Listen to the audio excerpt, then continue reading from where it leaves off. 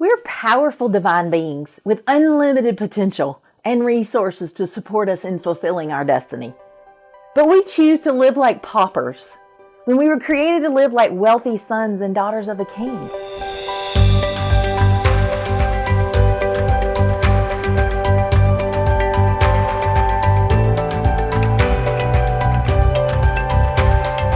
In the beginning in the garden, when Adam and Eve bought into the lie, shame and fear entered their heart right then. And it warped their perspective about who they were and about who God is. And they learned new patterns of coping and behaving from an orphan mindset instead of as beloved children that they really were. And we too have inherited an orphan mindset, an orphan spirit. And our experiences have created a disconnect that keeps us stuck in the belief that there's never enough. There's never enough time, there's never enough money, never enough resources or support.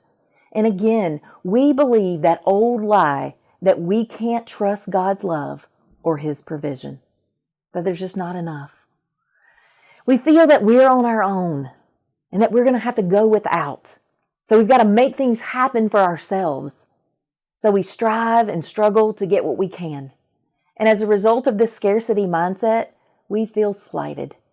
We tell ourselves things like, I have to work harder to get half of what everybody else does. What I need and what I want isn't available to me. To have that, I have to sacrifice this. I can't trust God to fill in my gaps. I have to fill them in for myself. I have to keep doing what makes me miserable because I have no other choice. I have to pay my bills.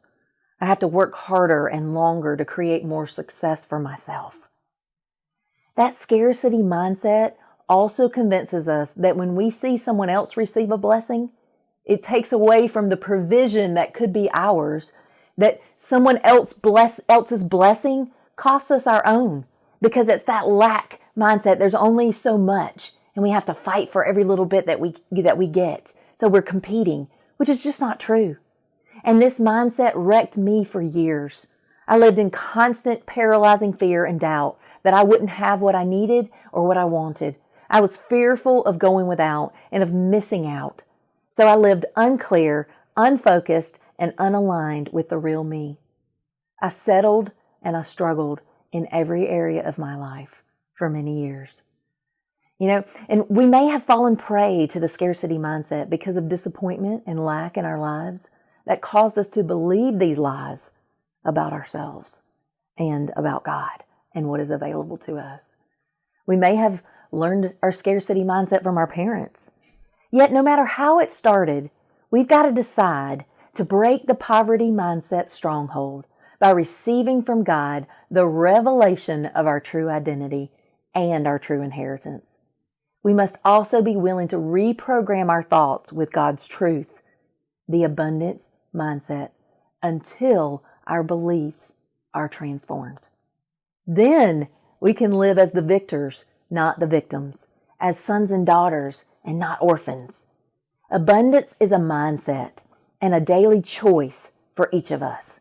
And shifting into that abundance mindset is cultivating a trust in the creative energy and flow of the universe as God created it. John 10:10b says, I have come to give you everything in abundance, more than you expect, life in its fullness until you overflow. And that's the Passion Translation.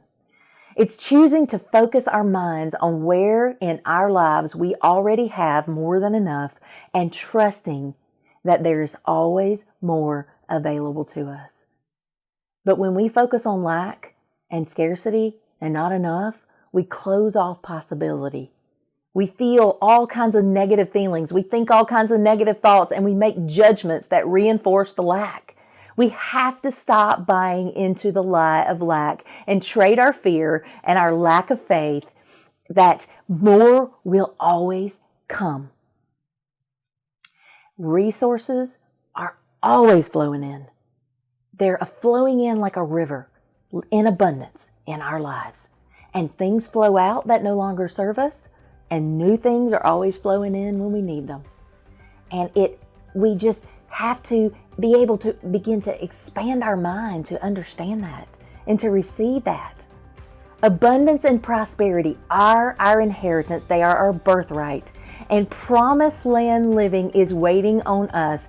And we've got to claim ownership and step into what is ours to possess.